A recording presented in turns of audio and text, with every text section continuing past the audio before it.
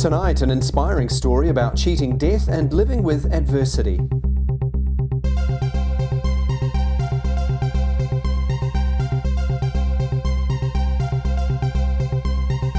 Hi everyone, welcome. My guest is Peter Taylor, a man who's living with 2 terminal illnesses and also deafness and blindness. He's just reissued his autobiography, and tonight he's discussing with me how he's got through the worst times in his life. He's been a successful businessman and equestrian, but he's also living with 2 terminal illnesses and severe disability. What's more, he's been told on a number of occasions he had just a few days to live, yet somehow Peter Taylor has defied the odds and survived. In a brutally honest autobiography called Don't Postpone Joy, Peter explains how his life experience has gotten him through the tough times. Peter, thank you for joining me on the program. It's really wonderful to have you join me. You're very welcome. Fascinating read, the book, and what a life you've had. Extraordinary life. How did it feel to actually put it down in words?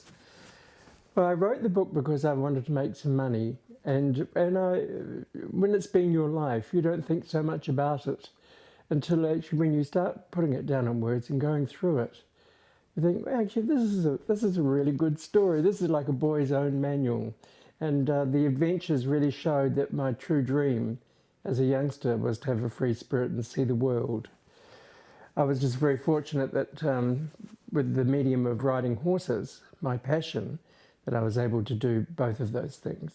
Your life has been filled with amazing achievements, but also some pretty horrendous moments as well, that has left you now with 2 terminal illnesses. You're blind, you've suffered from deafness, all of these things. Yeah. Most people, I think, will be really broken by that. And I really want to know, what is it that has kept you going and got you through these things? I've actually started writing a new book exactly about that, the lessons of wellness. And when I started to think about why it is that I've survived so long and how I've been able to do this, I considered that, in fact, it's the conditioning that you have when you're a young person. It's either in your DNA to be a fighter and not give up, or to remain positive. And I always just kept thinking, I'll just get through another day, I'll get through another day, if I can get through one day at a time. And of course, you know, as a 24-year equestrian in the international sport, my life was disciplined, even right from the time when I started in the kitchen. So it's about discipline and tenacity and believing and hope. And you say it's in your DNA, but presumably it can also be something that can be learnt. Yes, learnt by your conditioning of life experience and by your choice. I mean, I have a choice just like you do every morning when I wake up to make this a good day or a bad day, to either be grumpy or not. Well, I'm telling you now that people don't like grumpy people. They don't like sick people. They like people to be joyful and happy. And that's what I choose to be most of the time. There was a moment in the book where you describe where you'd been told you literally had a few days to live.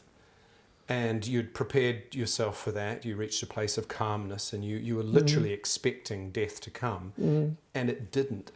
And I'm wondering, that must be a huge readjustment, that you're actually getting ready to die and yet you live. No, it wasn't a huge readjustment. The sickness had been so great and so difficult that in the end, the quality of your life becomes so fragmented and fragile that you think, I don't want to be part of this anymore.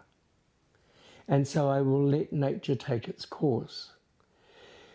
So I went to lay on my bed knowing, well, I didn't think this was quite the time, but I thought, I am really, really sick. And when I got there and I realized that I was starting to go into the coma, I thought, let it be. Let it be, I will be at peace.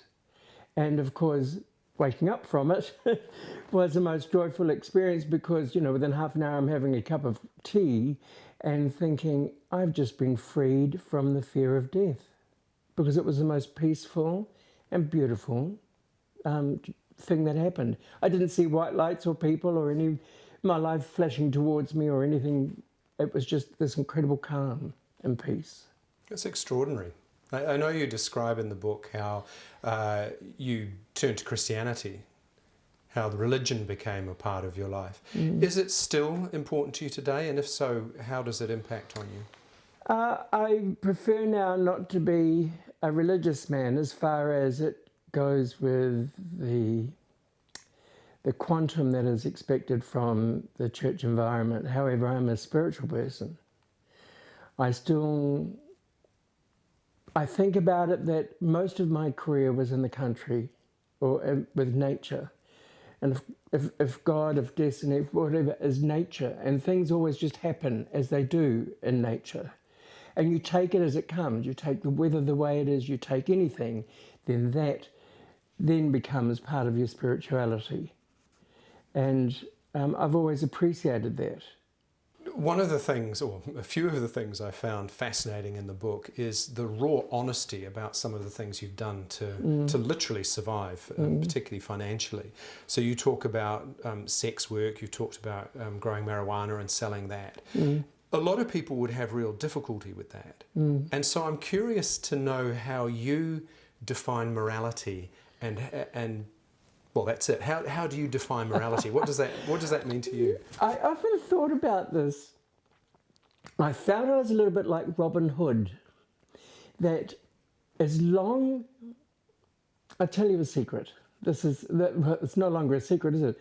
I've never really told anybody this. When I was about 10 years old, and life was in a dreadful turmoil in the dusk of a winter evening, I was walking on my own about 5 o'clock going back to the house.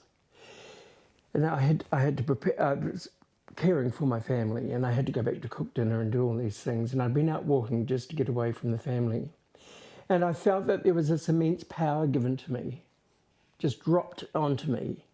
This is quite sort of intense as a 9 or 10-year-old. But I knew that what had just been given to me was an ability to survive that was to only be used for good and not for bad. And if this power was used in a bad way, it would come back to get me. If it was used in a good way, I would always be able to survive.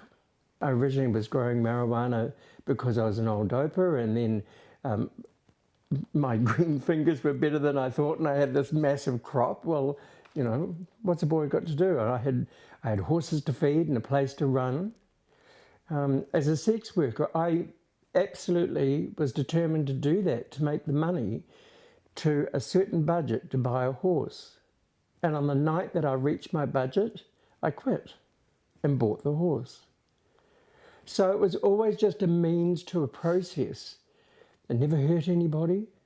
It was not judgmental. So my morality was very much about, as long as it doesn't hurt anyone, and it services what I need. It wasn't for greed. It was never ever used for greed. It was only ever used for need. You talk in the book about your family dynamics, and I can sense there's an awful lot of hurt there, as there are in most families. Now that you've written the book, how have your family reacted to it? Where are you at with your family now? There was quite a bit of controversy from one part of the family when the book was first published. I'm guessing that would be your mother. Well, in fact, yes. I mean, I actually unfriended my mother from Facebook the other day when we put this back up on Amazon. You know, she wrote something very nasty. She's 82 years old. She wasn't going to change, and I wasn't going to be manipulated. Looking back in your life, what do you think the biggest lesson is that you've learnt? Humility, gratitude, to respect the talent and personality of the person or the horse or the animal I was working with. You've got to be self-aware. And self-awareness gives you the greatest power, because then you become patient and calm. And what you once lost, which may be some of your, my hearing or my sight or whatever, I've regained because of all the lessons I've learned. The choice is mine.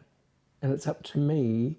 You see, it doesn't matter what happens to you, it's what you do about it. And I can't change my circumstances, but I can change my attitude. So that becomes the basis and the premise of how I'm able to direct all these things in my life, so that my self-belief, the core of me, has to remain strong at all times. And we're often racked by self-doubt. Everybody is. Whether you be the highest executive in IBM, whoever, there will be moments when you think, I don't know if I've done the right thing. So that's why my dad said, you know, to thine own self be true. You leave my home with blessing. Here's $20. Have you thought about this? Yes. Okay, see you. There wasn't any great big talk. It was just to thine own self be true. And I think if you're true to your heart, if you're true to your dream, if you're true to yourself, then it's okay. Peter, thank you. I'm really looking forward to your next book, which I think will be full of a lot of truisms for all of us. So thank you so much. Thank you so much for having me. It's been a pleasure to be with you today, Andrew. If you'd like a copy of Peter's autobiography, you can buy it on Amazon.com. Thanks for watching. We'll see you again very soon.